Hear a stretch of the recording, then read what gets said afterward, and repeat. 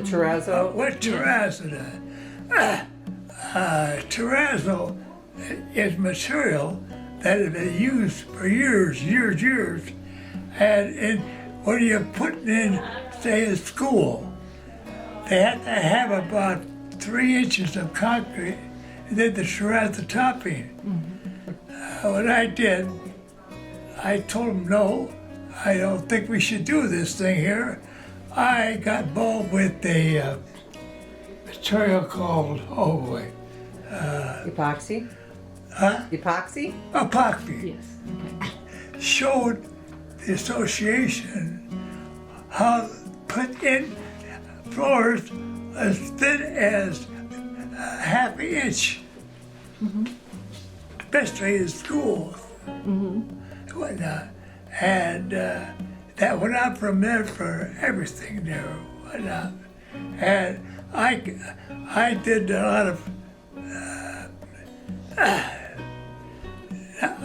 let's say, not bragging, but I was involved in all the architects who asked me to come in to talk to them about the product. And I was the one that the association asked to do that. And of course I enjoyed that. Uh-huh. Well, every installation we do, we're proud of.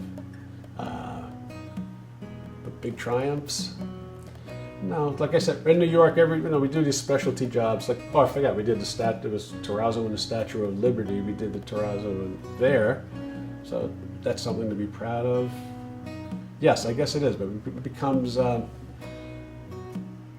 guess you get so involved in your work, a lot of times you don't take time to smell the roses and look back and say, oh, that was a great job. It was probably in the mid or early 80s, 1980s.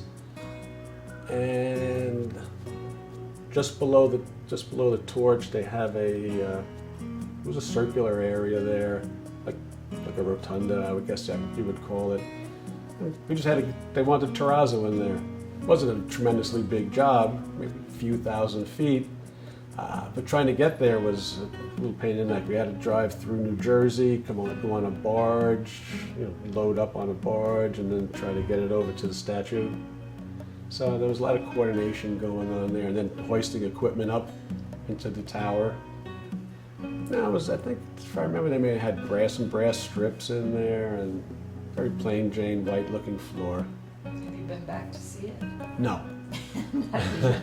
I'm a New Yorker. I think the NTM is important because they represent the best of the trade, and I think the type of work that's being done today should entice people to get into that trade, because I think it's a wonderful expression of working with your hands and doing fabulous work.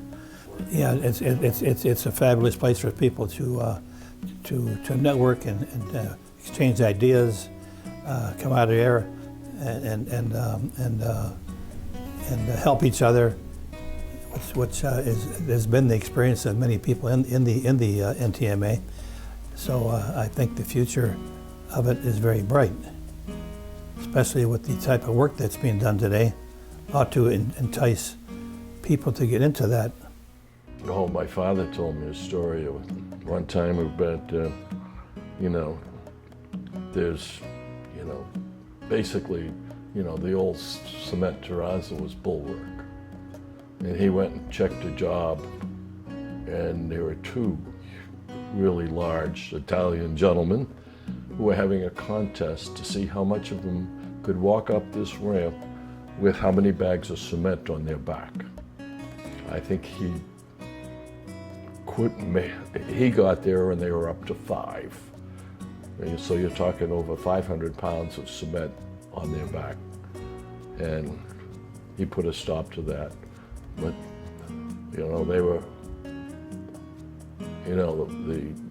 the Italian word for the grinding residue is pecorino. Well, in the old days, there was as many beer bottles in that pecorino as there was grinding residue. So. the skill involved to do it right, and the time it takes. Tile, like there's an art to tile, but you're basically taking the material out of a box and adhering to the floor and grouting it. You still have to do floor preparation too, but with terrazzo, your floor preparation is more intense. The underbeds involved with the terrazzo, the different divider strips, the colors, the mixing, the blending of the marble chip so it's correct. There's just much more to it. You don't learn terrazzo in 6 months. Somebody that has a desire can learn to set tile in 6 months and do a very good job of it. Terrazzo, you're talking several years to really learn all the ins and outs. The fellow that owned this company, the Art Mosaic and Tile, he founded it in 1907, and he went to Italy to recruit some young people, and he recruited my father and 2 others.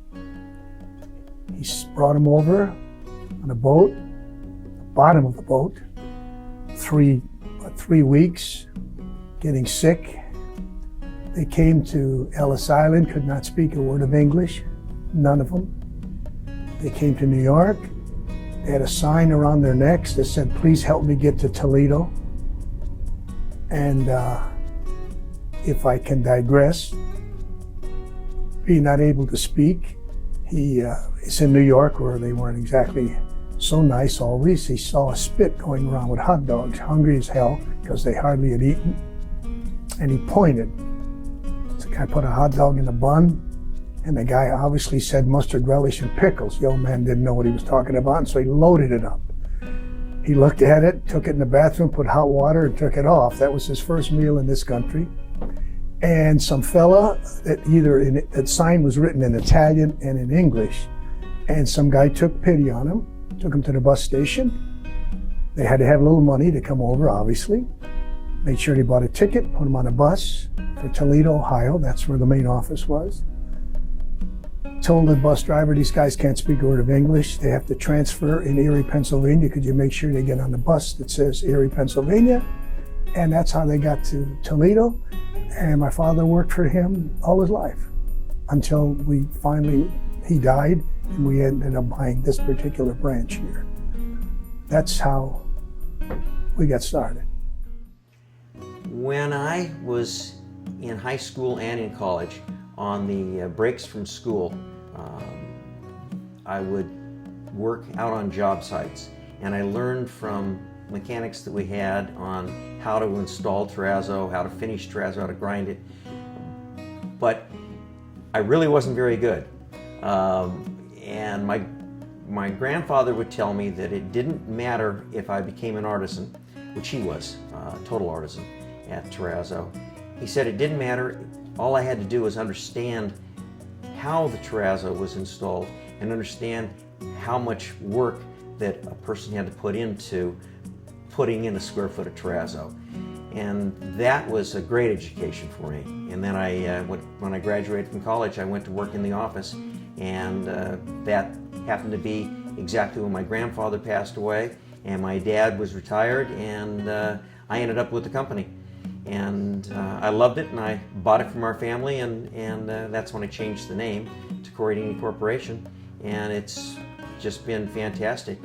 But having knowledge of what workers are not just capable of, but what the demand is upon them, upon their bodies to put in terrazzo, it's important to understand that. And for that reason, I've had my kids, including my daughter, work out on job sites to learn what people have to do, what they have to endure to put in a square foot of terrazzo before they would come in the office and learn that side of the business. Probably, and they all, when you went to the conventions, it was all like there were 20, 30 of them that they were all the same. They had this love of terrazzo. They had gone through the war. They had this can-do spirit that you just saw that passion in all of them. It was it was something to go to those conventions in the early years. It reminds me of a little story. The first one I went to, I don't know what year it was. I'll have to look it up, in New Orleans, and I'd say it was in the late 70s or early 80s. And it was our first one, and they used to meet from 8 in the morning until 4:30. And it was a long day, so my wife was along, and she says, look, can't we just play some tennis or something? I said, all right, one day. You come down to the meeting at 2:30, and I'll sneak out. So she comes down, and I'm walking out the door, and the guy, and Bruno Braganini from Kalamazoo, Michigan, was Sergeant of Arms, and he grabs me by my neck, and he goes, John, your father didn't send you here to go play tennis. Get back in that room. And my wife, Jane, looked up, and she goes, God, it's like 20 of your fathers are here. When did you? I started learning about Terrazzo when I was in high school and college, summers, and then I became a journeyman in 1955 after I got out of the service and started working full-time. My father mentored me, and then of course the people I worked with in the field when I was learning the trade. The Terrazzo business is not difficult to pick up. The difficult part of it is the work involved. It's hard work. I think Terrazzo is unlike other crafts because Terrazzo is a product that is produced on the spot, on the floor. It's not Terrazzo until it's poured, ground, polished. It's produced right there. I think that's why it's unique. That, my grandfather was a White Owl cigar smoker, and he liked the cigars, and he did the same job I'm doing now. He collected money. He was on the phone a lot, but every morning he'd come in. I had a desk right 5 feet away from him. He'd come in and good morning, big good morning, and then he would light up his White Owl, and of course the fumes were unbelievable in a small office, and he continued to smoke that thing, and I was doing some book work at this time. I was doing kind of an assistant bookkeeper, I used to call it, and then he'd finally get that cigar down to about an inch long, and then he'd go in his drawer and he'd get a toothpick, and he'd put a toothpick in it, and then he'd smoke it a little bit longer. Okay, he's gonna get that down, get it way down, and then he'd get it way down. Then he'd take it and he'd rub it out on the sole of his shoe. Okay, and he'd look at it closely and then throw it in his mouth and chew on it for a while. It is a good question. The first thing to do is be good at what you do. Have a passion for it. Without it, you can't be good. Be honest. And I think those are the main things that I would say to anyone. And if you don't like it, don't be in it. Basically, that's the few important things that a person should do, whether it's Terrazzo work or anything else. Any young person, my grandkids, I give them the same thing. Whatever you do, be good at it.